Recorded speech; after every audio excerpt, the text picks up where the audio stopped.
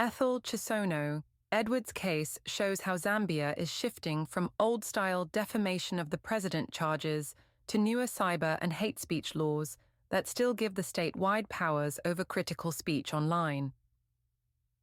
What happened in Ethel's case? Ethel Chisono Edwards, a 42-year-old Zambian-American influencer known as One Boss Lady, was arrested at Kenneth Kaunda International Airport in Lusaka about 3 months ago when she arrived from the US for her grandmother's funeral.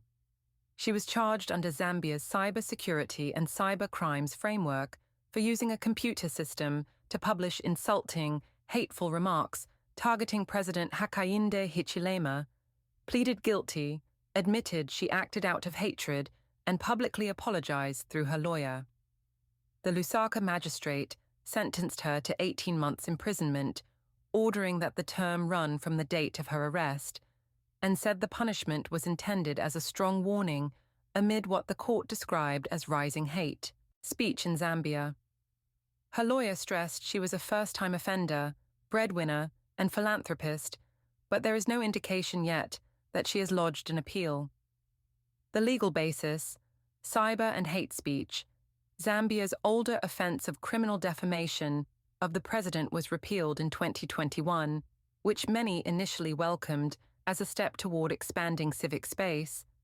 However, the cybersecurity and cybercrimes legislation criminalizes using a computer to publish hate speech or electronic communications intended to humiliate, harass, or cause emotional distress, with penalties that can reach up to around 2 years in prison for hate speech and up to 5 years for certain online harassment offenses.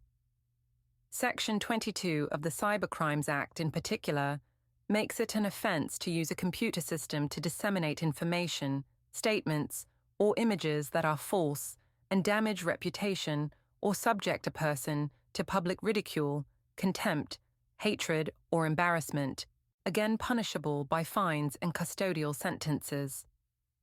African and international digital rights groups argue that these provisions are vague and easily used to criminalize legitimate criticism of public officials, effectively rebranding defamation and repression in the language of cybersecurity. Debate: hate speech versus free expression. The sentence has divided opinion inside Zambia, with some citizens and commentators saying firm punishment is necessary to deter abusive, dehumanizing speech online, especially when directed at public leaders in a polarized environment. Others argue that jailing a political vlogger for verbal attacks on the president, even if offensive, sends a chilling message to journalists, activists, and ordinary users who want to criticize those in power, and risks encouraging self-censorship. Critics also note an apparent contradiction. While criminal defamation of the president has been abolished, critics can still face prison under cybercrime or hate speech clauses that hinge on broad concepts like ridicule, hatred, or embarrassment, which depend heavily on how prosecutors and magistrates interpret them.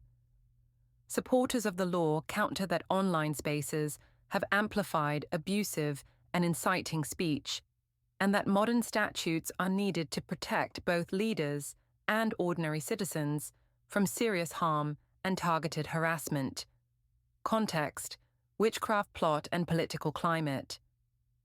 In September, 2 men, a Zambian and a Mozambican, were convicted under Zambia's colonial-era witchcraft law for attempting to kill President Hichilema using charms, including a live chameleon, animal tail, and bottles of concoctions, and were sentenced to 2 years in prison with hard labor, to be served concurrently on multiple counts.